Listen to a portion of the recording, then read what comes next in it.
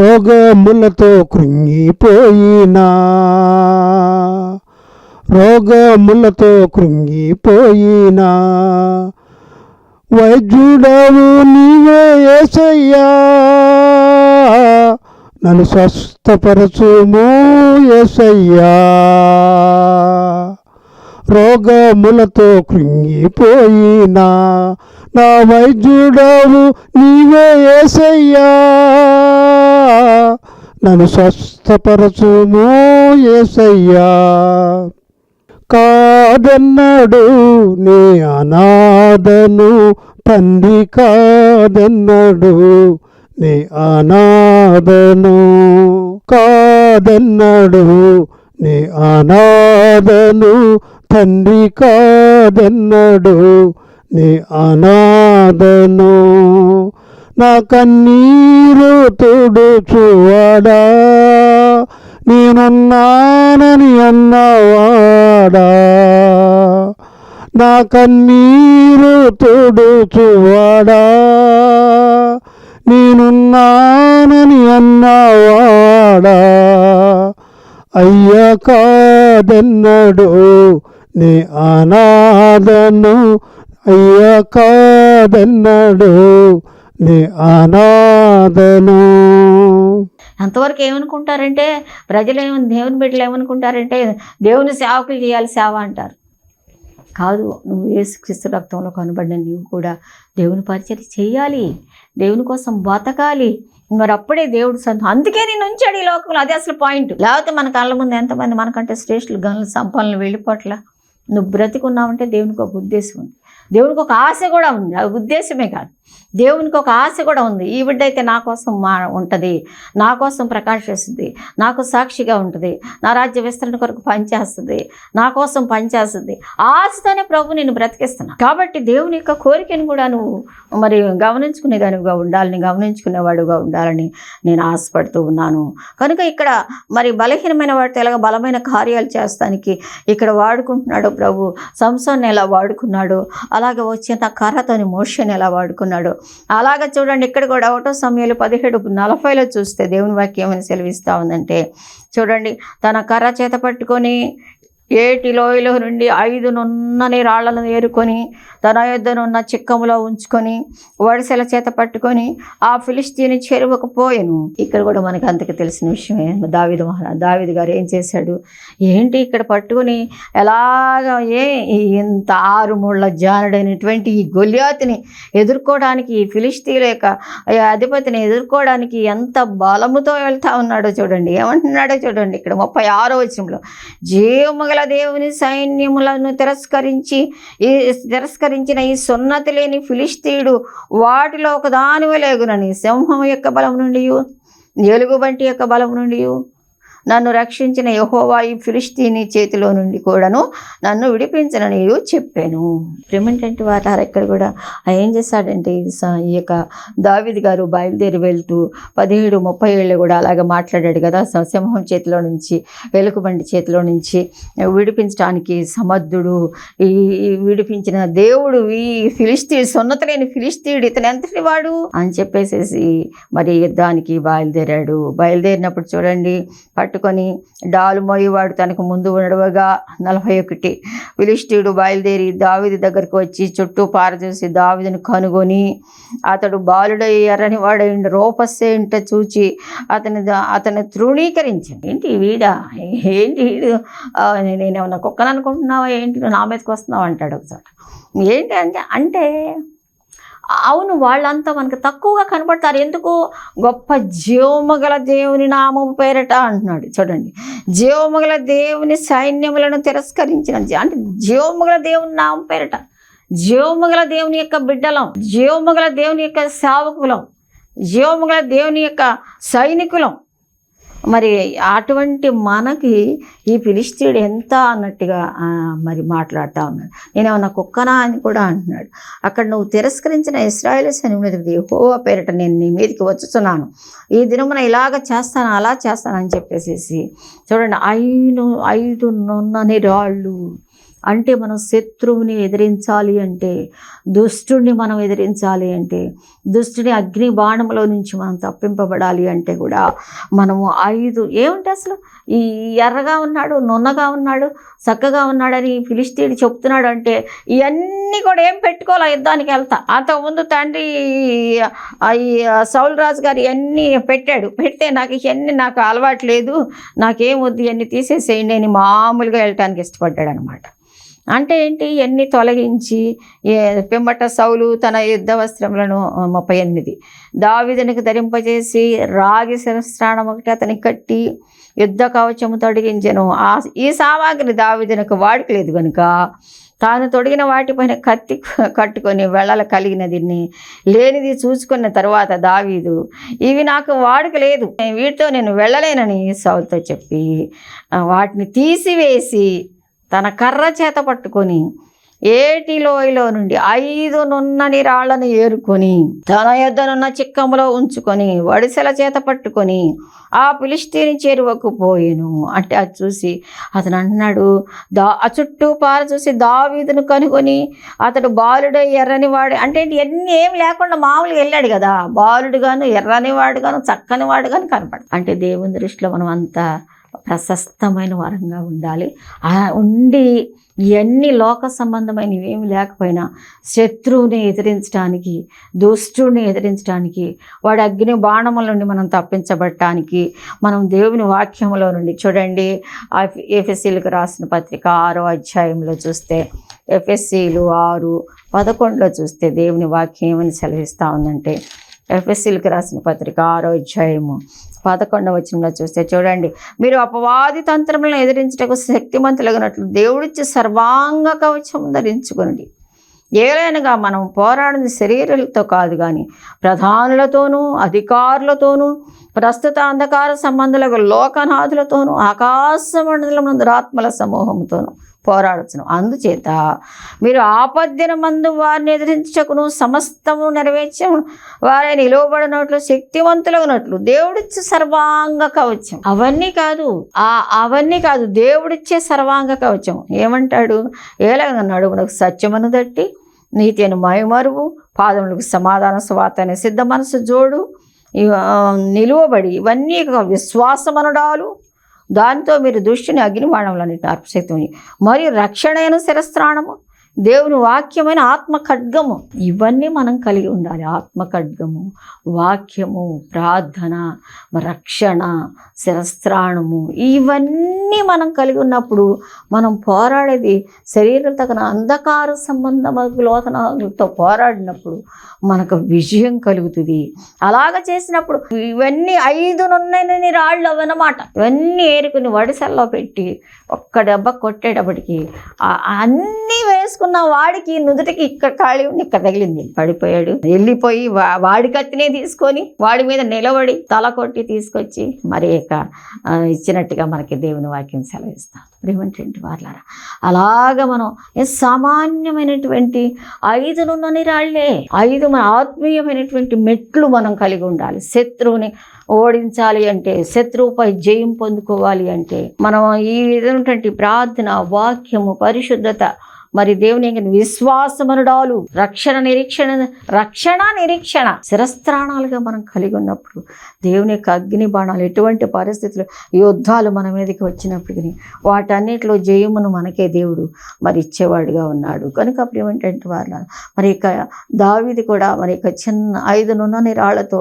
ఎంత గొప్ప విజయాన్ని పొందుకున్నాడో ఇక్కడ మనం దేవుని వాక్యం చూపిస్తూ ఉంది. కనుక మరి దేవుని వాక్యంలో 1వ రాజులు 17:12 కూడా చూస్తే చూడండి, ఆ విధంగా మనం కూడా ఆత్మీయ మెట్లు కలిగి, ఆత్మీయమైనటువంటి రాళ్లను మనం కలిగి, 5 నున్నని రాళ్లను కలిగి మన జీవితంలో, ఆత్మీయ జీవితంలో ముందుకు వెళ్తున్నప్పుడు దుష్టుడి యొక్క అగ్ని బాణాలని ఆర్పి మరి చంపి కింద పాడవేసివ్వండి, నువ్వు జీవితంతో మరి ముందుకు వెళ్ళటానికి అవకాశం కలుగుతుంది.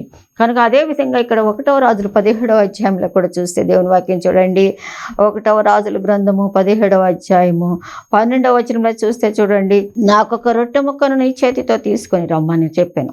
అందుకు ఆమె, నీ దేవుడైన యెహోవా జీవము తోడు, తొట్టిలో పట్టెడు పిండియు బుడ్డులో కొంచెము నూనెయు నా యొద్ద ఉన్నవే కానీ అప్పం ఒకటైనా లేదు. చూడండి ఇక్కడ ఏమంటున్నాడు, నా ఏం లేదు, పట్టెడు పిండి. ఇక్కడ సారెపతి విధవరాల దగ్గరికి మరి ఏలియా ప్రవక్త గారు వెళ్ళిపోయి అక్కడ అంటున్నాడు, ఏముంది, పట్టెడు పిండే, కొంచెం నూనె ఉంది. దాంతో దేవుడు ఎంత గొప్ప కార్యం చేశాడో చూసారా. దేవుని చేతిలో పెట్టడానికి, దేవుని యొక్క ప్రవక్తకి మొదట ప్రాధాన్యత ఇవ్వటానికి, దేవుని సేవకుడికి మొదట ప్రాధాన్యత ఇవ్వటానికి, మరి సారెపతి విధవరాలు మనకి తెలిసిన విషయమైనప్పటికీ దేవుని వాక్య పెరుగులో మనం ధ్యానం చేసుకున్నాం. ఈ సారెపతు అక్కడికి వెళ్ళినప్పుడు నిన్ను పోషించట కాచట ఉన్న యొక్క విధవరాలకి నేను సెలవిచ్చాను, నువ్వు వెళ్ళు అని చెప్పేసి దేవుడు ఏలియా గారికి చెప్పినప్పుడు ఏలియా గారు బయలుదేరి విధవరాలు అచ్చట కట్టెలు ఏరుకుంటుంటే అక్కడ నిలబడి మాట్లాడుతూ ఉన్నప్పుడు ఆమె నీళ్లు పోతుంది, నాకు ఒక రొట్టె ముక్క తీసుకురా అని చెప్పేసి చెప్తున్నారనమాట.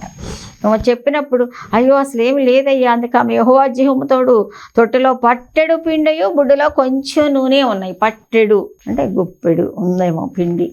ఆ గుప్పెడు పిండి చపాతీ చేస్తే అంత అవుద్ది, మహా అయితే అడుబొడ్డుకి వస్తుంది. అదే చెప్తుంది, నా కొడుక్కి చనిపోకముందు అది ఒక్కటే ఉంది, కొంచెం ఆవిడకి చేసి పెడదాం అనుకుంటున్నానయ్యా అని చెప్పి అన్నప్పుడు ఆయన ఏమన్నాడు, నా బిడ్డగా సిద్ధం చేసుకోవాలని నేను పొలాలు ఏరుకోవటానికి వచ్చానయ్యా. అప్పుడు ఏలియా ఆమెతో ఇట్లను, భయపడవద్దు, పోయి నేను చెప్పినట్లు చేయము, అయితే అందులో నాకు ఒక చిన్న అప్పం తీసుకురా మొదటిది అంటే ఏమంటున్నాడంటే, నేను చెప్పినట్టుగా చెయ్యి. మనం ఒకసారి అంటారు, దేవుని వాక్యంలో కూడా అంటారు, దేవుని మాట విను, దేవుని సేవకుల మాట విను, అప్పుడు నువ్వు కృతార్థుడు అవుతావు అని ఉంటుంది దేవుని వాక్యం. దేవుని ఆత్మచేత నడిపింపబడుతూ దైవ సేవకులు మరి దేవుడు చెప్పిన ప్రకారంగా మరి బోధిస్తూ ఉన్నప్పుడు, చెబుతూ ఉన్నప్పుడు ఒక్కోసారి మనం ఏంటి అన్నట్టుగా ఉంటాం. కాదు, మరి మనం దేవుని మాట మనం వినాలి. దేవుడు ఏం చెప్తున్నాడు, కొంచెమే ఏమన్నా, కొంచెం చిన్న జీతమే కదా, దీనిలో దశమ భాగం తీస్తే ఇంకేముంటుంది, అసలు నెల అంతా సరిపోదు కదా దేవా తండ్రి అని చెప్పేసేసి మనం. కానీ నేను చెప్పినట్టుగా ఏమంటున్నాడు, దశమ భాగాలు దేవునికి ఇవ్వు. దేవుని పని ఎలా జరుగుతుంది, దేవుని దశమ భాగం నువ్వు ఇవ్వకపోతే దేవుని పని, దేవుని సేవ గురించి మనం ఆడుకుంటున్నాం, శిష్యులు మనం ఆడుకుంటున్నాం.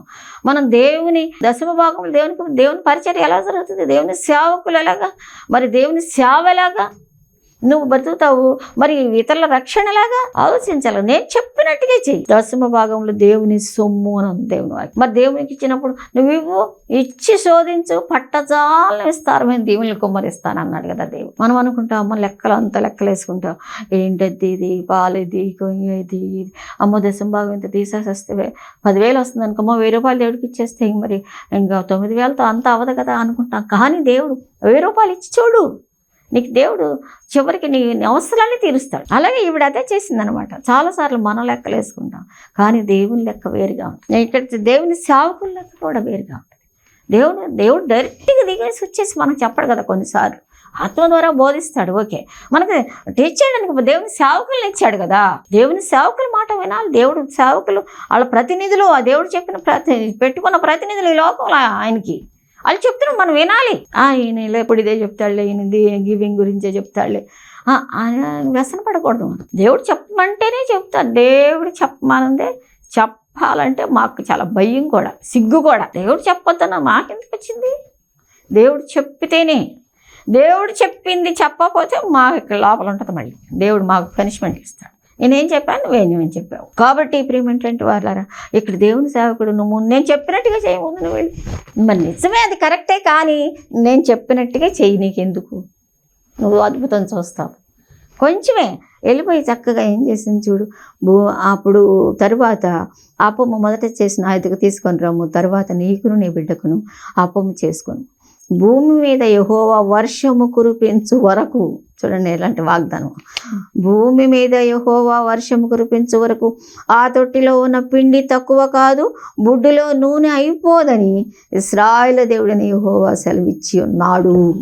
యెహోవా దేవుడు సెలవిచ్చాడు. అందుకు నీకు చెప్తున్నానమ్మా, భూమి మీద వర్షం అప్పుడు భయంకరమైనటువంటి కరువులో ఉంది. ఆ యొక్క దేశం అంతా భయంకరమైన కరువులో ఉంది. షోమ్రోన్ అంతా భయంకరమైన కరువు. ఎక్కడ రాజుగారు సైతము ఎంత గడగడలాడిపోతా ఉన్నాడు. అటువంటి పరిస్థితిలో మరి ఏమంటున్నాడంటే దేవుడు ఇక్కడ వాగ్దానం చేసి, నువ్వు అలా ఇల్లు అలా చెయ్యి, యెహోవా దేవుడు సెలవిస్తా ఉన్నాడు.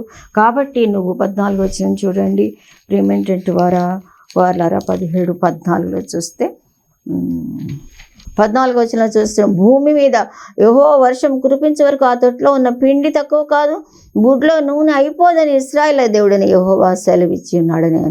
అంతటా ఆమె వెళ్ళి ఏలియా చెప్పిన మాట చొప్పున చేయగా అతడును ఆమెయు ఆమె ఇంటి వారును అనేక దినములు భోజనము చేయిచూ వచ్చిరి.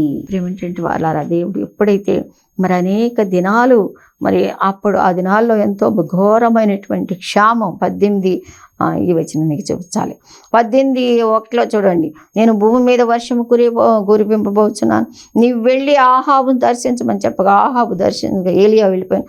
షోమ్రోన్లో ఘోరమైన క్షామము కలిగి ఉండగా 18:2 కలిగి ఉండగా ఆహాబు తన గృహ నిర్వాహకుడు, అంటే ఘోరమైన క్షామం కలిగి ఉంది. వర్షం లేదు, పంటలు లేవు, పరిస్థితులు ఏం బాగలేదు, ఏమాత్రం అవకాశం లేదు, తన దగ్గర పిండి లేదు, నూనె లేదు. అయినా సరే దేవుడు చెప్పిన మాట ప్రకారంగా, దేవుడి సేవకుడు చెప్పిన మాట ప్రకారంగా, దేవుని సేవకుడికి ఇచ్చిన వాగ్దాన ప్రకారంగా చేసినప్పుడు తన జీవితంలో చూడండి అనేక దినములు భోజనం చేస్తూ వచ్చాను. అలాగే బుడ్డిలో నూనె అయిపోదని ఇశ్రాయేలు దేవుడని యెహోవా సెలవిచ్చున్నాడని. అంతటా ఆమె వెళ్ళి ఏలియా చెప్పిన మాట చొప్పున చేయగా అతడును ఆమెయు ఆమె ఇంటి వారును అనేక దినములు భోజనము చేయిచూ వచ్చిరి. యెహోవా ఏలియా ద్వారా సెలవిచ్చిన ప్రకారం తొట్టిలో ఉన్న పిండి తక్కువ కాలేదు, బుడ్డిలో ఉన్న నూనె అయిపోలేదు. అంటే చిన్న పట్టడంతో మొదలుపెట్టింది. దేవుని మాట విన్న తర్వాత ఆ కుండలో నుంచి తీస్తూ ఉంటే పిండి అవట్లేదు. మళ్ళీ ఇంటి వారందరూ తింటున్నారంటే ఆయనకి పెడుతుంది, మళ్ళీ ఊరుతుందేమో. అద్భుతం. కాబట్టి దేవుని మాట విని దేవుని చిన్నది కొంచెమైనా సరే దేవుడు చెప్పినట్టుగా మనం చేసినప్పుడు మరి దేవుని యొక్క అద్భుత కార్యాలను మనం చూడగలము. అదేవిధంగా చూడండి 1 రాజుల 18లో కూడా చూస్తే 18వ అధ్యాయం 44వ వచనంలో కూడా దేవుడు ఏమని సెలవిస్తూ ఉంటున్నాడంటే 18వ అధ్యాయం 44వ వచనంలో 7వ మారు అతడు చూచి అదిగో మనిషి చెయ్యంత చిన్న మేఘము సముద్రము నుండి పైకి ఎక్కుతున్నదనని. అప్పుడు ఏలియా నువ్వు వెళ్ళు, అంటే చిన్న మేఘమే మోపైన వర్షం కురిసింది. ఇక్కడ కూడా చూస్తే ఏలియా మరి మనం చూసినప్పుడు మనకి ఇక్కడ అక్కడ ఆహాబు భోజనం చేయబోని కానీ ఏలి కర్మేలు పర్వతం మీద పోయి నెల మీద 43 తర్వాత అతడు తన దాసుని పిలిచి నువ్వు పైకి పోయి సముద్రం వైపు చూడమని వారు మెరక ఎక్కి పార చూచి ఏమీ కనబట్టలేదు అనగా. ముందే ఉండదు. కానీ దేవుని మాట ప్రకారంగా, దేవుని చిత్త ప్రకారంగా, మరి దేవుడు చెప్పిన ప్రకారంగా మనం ముందుకు వెళ్ళినప్పుడు దేవుడు చిన్న మేఘంలో నుంచి మోపైన వర్షాన్ని కురిపించే దేవుడిగా ఉన్నాడు. అక్కడ పైన యెహోవాయే దేవుడు అని రుజువు చేశాడు. మరి 40 మంది బయలు ప్రవక్తలను అందరినీ చంపేసాడు. ఎంత చేశాడు. అంత అయిపోయిన తర్వాత కూడా యెహోవా దేవుడని, ఆత్మ దేవుడు అని మరి తెలియజేసిన తర్వాత మరి తను ప్రశాంతంగా ఉండొచ్చుగా ఉంటలా. అయ్యో మరి ఇక్కడ ఊర్లోకి వచ్చిన తర్వాత మరి ప్రజలంతా క్షామంతోనూ మరి వర్షాలు లేక కరువులతోనూ ఉన్నారే, మరి నేను అలా ఉండాలి, ప్రజలు కూడా సంతోషపడాలి, నేను అలా ఉండకూడదు అని చెప్పేసేసి దాన్ని బట్టి సంతోషమే యెహోవా దేవుడని ఒప్పుకున్నారు ప్రజలందరూ, ఆంధ్రులందరూ. అయిపోయిన తర్వాత కిందకు వచ్చేసి ఇక్కడ పెట్టుకుని తల ఎక్కడ పెట్టుకున్నాడు, మోకాళ్ళ మధ్య ఉంచుకొని ప్రార్థన చేస్తాడు. అంటే ప్రజల గురించి కూడా తనకంత కన్సర్న్ ఉంది, తనకంత బాధ ఉంది. ఏమిటంటే వాళ్ళ నాకెందుకులే, నేను బాగానే ఉన్నాను, మాకు చక్క జీతం వస్తుంది నెలకి. ప్రజలు ఎలా ఉన్నారు, లోకం ఎలా ఉంది, పరిస్థితులు చూడండి. జూలై వచ్చేసింది, జూలై కూడా అయిపోతుంది, వర్షాలు లేవు, పంటలు పండట్లేదు, మరి కరువులు, మరి పరిస్థితులు ఎలా ఉంటాయో తెలియదు. అంతా మారిపోయింది, లోకం అంతా మారిపోయింది. ఎక్కడ చూసినా మరి యుద్ధ వాతావరణం, భూకంపాలు, మరి ఇలాంటి పరిస్థితుల్లో మనం ఉన్నాం. చివరి దినాల్లో మనం ఉన్నాం. ఎంతవరకు మనం ప్రార్థన చేస్తున్నాం. అయ్యో ప్రజలు ప్రభా, అందరూ మోటార్ పెట్టి వ్యవసాయం చేయగలరా? చేయలేరు కదా. మోటార్ పెట్టాలంటే ఒక రోజుకి 1,000 రూపాయలు అవుతాయి ఖర్చు. మరి దేవుడిచ్చే వర్షంతో వ్యవసాయం చేసుకునే వారు వ్యవసాయదారులు ఎంతోమంది ఉంటారనమాట, చిన్న రైతులు. మరి అలాంటి వాళ్ళు ఎంత బాధపడుతున్నారు, ఎంత ఎదురు చూస్తున్నారు వర్షం కోసం. మరి వర్షం లేదు, పంటలు లేవు, ఎలా ఉంటుందో పరిస్థితి. ఎంతవరకు నువ్వు ప్రజల విషయంలో శ్రద్ధ కలిగి ఉన్నావు, ఎంతవరకు ప్రార్థన చేస్తున్నావు? మనం ప్రార్థన చేసుకోవాలి. మనం ప్రభు ప్రజల పాపాన్ని మనం ఒప్పుకోవాలి. దయతో క్షమించండి ప్రభు, వాళ్ళని బట్టి మరి మా ఈ పరిస్థితి వస్తుందేమో, దయతో మన్నించండి. మరి కనుక నా పేరు పెట్టబడిన నా జనాంగము తాము తగ్గించుకొని మరి వారి పాపాలు ఒప్పుకొని వారు నా వైపు తిరిగి ప్రార్థన చేసిన యెడల వారి దేశంను స్వస్థపరుస్తానను. ఎవరు? వారు కాదు, ఆయన నామం పెట్టుకున్న మనం తగ్గించుకుని వారి పాపాలు, మన పాపాలు ఒప్పుకోవాలి, వాళ్ళ పాపాలు ప్రార్థన చేసినప్పుడు వర్షాన్ని కురిపిస్తానంటున్నారు దేవుడు. దేశాన్ని స్వస్థపరుస్తానంటున్నాడు. మరి కనుక మరి ఇక్కడ పైన అంత గొప్ప కార్యం జరిగిందిగా, వెళ్ళిపోవచ్చుగా, హ్యాపీగా ఉండొచ్చుగా, ఒంట్లా. మళ్ళీ ప్రజల సంగతి ఏంటి? వర్షం లేదని ఏడుస్తున్నారు కదా ప్రభా అని మళ్ళీ అక్కడికి వెళ్ళిపోయి మరి మోకాళ్ళ మధ్య తల పెట్టుకుని ప్రార్థన చేస్తే పెట్టుకొని ఏలి కర్మెల పర్వతం మీదకి పోయి నేల మీద పడి మోకాళ్ళ మధ్య ఉంచుకొని 42-43 తరువాత అతడు తన దాసిని పిలిచి, నీవు పైకి పోయి సముద్రం వైపు చూడమనగా వాడు మెరక ఎక్కి పారచూచి ఏమీ కనబట్టలేదు అనగా, ఏం లేదు గారు, అసలు అక్కడ ఏం లేదు, ఏం మబ్బు లేదు, ఏమి లేదు అని చెప్పేసి డిస్క్రైబ్ చేస్తున్నాడు. తోడుగా ఉండాలి, ఏమీ కనపట్లేదు. మళ్ళీ అట్లాగే అయినా ఆపలేదు. దేవుడు వర్షం పంపిస్తానన్నాడుగా, వాగ్దానం చేశాడుగా, ఏమైనా సరే పొందుకోవాలి. అంటే దేవుని వాగ్దానాలను మనం పొందుకునేటివి మనం ప్రార్థన చేసుకోవాలి. వాగ్దానాలు ఉన్నాయి, నీ దేశాన్ని స్వస్థపరుస్తానన్నాడు. మనం ప్రార్థన చేయాలి. భారత జనాంగమా, భారత ప్రజలారా, క్రైస్తవులారా, దేవుని బిడ్డలారా, మన కోసమైనా దేవుడు కార్యాలు చేస్తాడు మనల్ని బట్టి. కాబట్టి మన ప్రార్థన ఆలకించి, కనుక ఇక్కడ చూస్తే ఏమంటున్నాడంటే 7వ మారు అట్లా పంపించాడు. 7వ మారు అతడు చూచి, అదిగో మనిషి చెయ్యి అంత చిన్న మేఘం సముద్రం నుండి పైకి ఎక్కుతున్నది అనేను. మనిషి చెయ్యి అంత ఎంత మేఘం అంట. ఆ మేఘం అంతా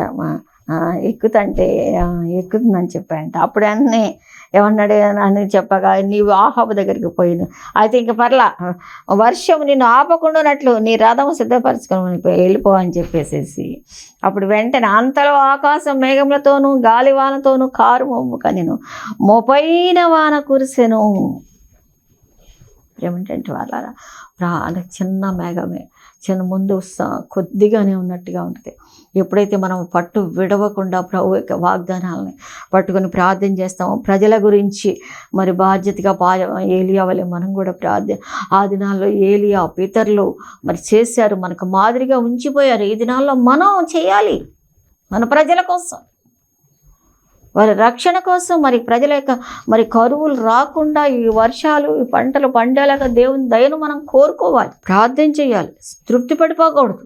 కార్యాలు జరుగుతున్నాయిలే, యెహోవా దేవుడని ఒప్పుకున్నారు, పైన చాలు అని చెప్పి వెళ్ళిపోలేదు, అయినా వెళ్ళిపోలా, అక్కడ ఉండి మళ్ళీ ప్రార్థన చేస్తాం. అలాగే మనం నిలిచి ప్రభు సన్నిధిలో మరి తక్కువగా కనపడుతున్నప్పటికీ వాగ్దానాలు నెరవేరి దేవుని కార్యాలు జరిగేంత వరకు కూడా ప్రభుని విడిచిపెట్టుకోకుండా మరి పట్టుకుని దేవుణ్ణి మరి ముందుకు వెళ్ళినప్పుడు దేవుడు అద్భుత కార్యాలు చేస్తాడు. అలాగే యోహాను సువార్తలో కూడా చూడండి ఒకసారి. యోహాను సువార్త 6వ అధ్యాయం 9వ వచనంలో కూడా చూస్తే, యోహాను సువార్త 6వ అధ్యాయం 9వ వచనం, యోహాను సువార్త 6వ అధ్యాయం 9వ వచనంలో చూస్తే ఏమనుందంటే దేవుని వాక్యంలో, ఇక్కడ ఉన్న సీమోను పేతురు సోదరుడు అంద్రెయ, ఇక్కడ ఉన్న యొక్క చిన్నవాని యొద్ద 5 యవల రొట్టెలు 2 చిన్న చేపలు ఉన్నవి, కానీ ఇంతమందికి ఇవి ఏమాత్రమని ఆయనతో అనగా యేసు జనులను కూర్చుండబెట్టడి. ఇక్కడ కూడా యేసుక్రీస్తు ప్రభువారాలు ఆ దినాలలో మరి అరణ్యంలోకి వెళ్ళి మరి ప్రసంగాలు చేస్తూ ఉన్నప్పుడు జనులు ఆయన వెంబడించేవారు. మనలాగా ఇప్పుడు మనం మీటింగ్ పిలిచి అన్ని ఏర్పాట్లు చేసి ఏసీ రూములు పెట్టి రెండమ్మ అంటేనే ఇప్పుడు అతి కష్టం మీద వచ్చి టైం చూసుకుంటారు. అలా కాదు, వెళ్ళిపోయేవాళ్ళు యేసు ప్రభు వారి బోధలు వింటూ మా అరణ్యంలోకి వెళ్ళి మరి ఆయన కూర్చుని బాధ చేసినప్పుడు వీళ్ళు కుటుంబాలుగా వెళ్ళిపోయి 2 రోజులు 3 రోజులు అక్కడ ఉండి ఆయన ప్రసంగాలు వింటూ, ఇదిగో మీ హృదయాలు మార్చుకోండి, మీ జీవితాలు మార్చుకోండి చెప్తున్నప్పుడు ఈయన బోధ ఎంత ఇదిగా ఉందని చెప్పేసి వెళ్ళి విని నెమ్మది కలిగి అక్కడ మరి వింటూ ఉండేవాళ్ళు. అట్ట ఉన్నప్పుడు మరి 2 రోజులు అయింది 3 రోజులు అయింది, వీళ్ళందరూ వచ్చి వాళ్ళని పంపించేసి ఆయన శిష్యులు అంటున్నప్పుడు, వద్దు మీరే పెట్టండి వాళ్ళకి ఆహారం ఆహారం అని చెప్పేసేసి మరి వాళ్ళందరినీ ఏంటి ప్రభు అంతమందికి ఎక్కడ తీసుకొచ్చి ఆహారం పెడతాము, మరి ఇంతమంది ఉన్నారు కదా అని చెప్పేసేసి అన్నప్పుడు మీరే పెట్టాలని చెప్పేసి అని అంటున్నప్పుడు దేవుడు ఏమంటున్నాడు, ఇక్కడ చూడు ఒక్కడి దగ్గర బొడ్డోడి దగ్గర ఉన్నాయంట. ఇక్కడ తన యొక్క చిన్నవాని 5 యవల రొట్టెలు 2 చిన్న చేపలు, 5 రొట్టెలు 5 బ్రెడ్లు అనుకుందాం, 2 చేపలు ఉన్నాయంట. మరి ఎంతమంది పురుషులే 5,000 మందిని ఉంది ఇక్కడ దేవుని వాక్యంలో. పురుషులే 5,000 మంది, 5,000 మంది పురుషులు 10వ వచనంలో. ఇంకా స్త్రీలు ఎంతమంది ఉంటారు, చిన్న బిడ్డలకి ఎంతమంది ఉంటారు, వాళ్ళందరినీ వరుసగా కూర్చోబెట్టేమన్నాడు ప్రభు. కూర్చోబెట్టామంటే ఆ బుడ్డోడు తెచ్చుకున్నాడు 5 రొట్టెలను 2 చేపలు. వాళ్ళమ్మ మరి బాక్స్ కట్టి ఇచ్చింది. ఎన్ని రోజులు మరి వెళ్తున్నాం కదా, మరి అక్కడ మీ యేసయ్య చెప్తారు వాక్యం, మరి 2 రోజులు ఓ రోజు వచ్చారేమో ఇంకా వాళ్ళు అవన్నీ కట్టుకొని వచ్చినప్పుడు వాడి దగ్గర అవి ఉన్నాయంట అన్నప్పుడు సరే అవి తీసుకురమ్మన్నారు. యేసు రొట్టెలు పట్టుకొని 5,000 మంది పురుషులు కూర్చుండిరి. ఇంతమందికి ఎక్కడ తెచ్చి పెడతామయ్యా, ఈ జైలు కూర్చుండబెట్టండి మీరేం అక్కర్లేదులే అని చెప్పేసి చెప్పాడు. ఇక్కడ ఉన్న యొక్క చిన్నవాని దగ్గర 5 యవల రొట్టెలు 2 చిన్న చేపలు ఉన్నవి, కానీ ఎంతమందికి ఎట్టా సరిపోతాయ్యా అని చెప్పి శిష్యులే మరి భయపడిపోవాలి. శిష్యులే భయపడిపోతే అట్లా మరి చెప్పండి. దేవుని బిడ్డలో దేవుని సేవకులే భయపడిపోతే అట్ట. దేవునితో ఉన్నవారు, ఆయనతో నడుస్తున్నవారు, ఆయన చేసిన అద్భుత కార్యాలు మనం అనేకసారి చూస్తున్నవారు, ఎరుగుతున్నవారు, అయినా సరే మళ్ళీ మళ్ళీ భయమే.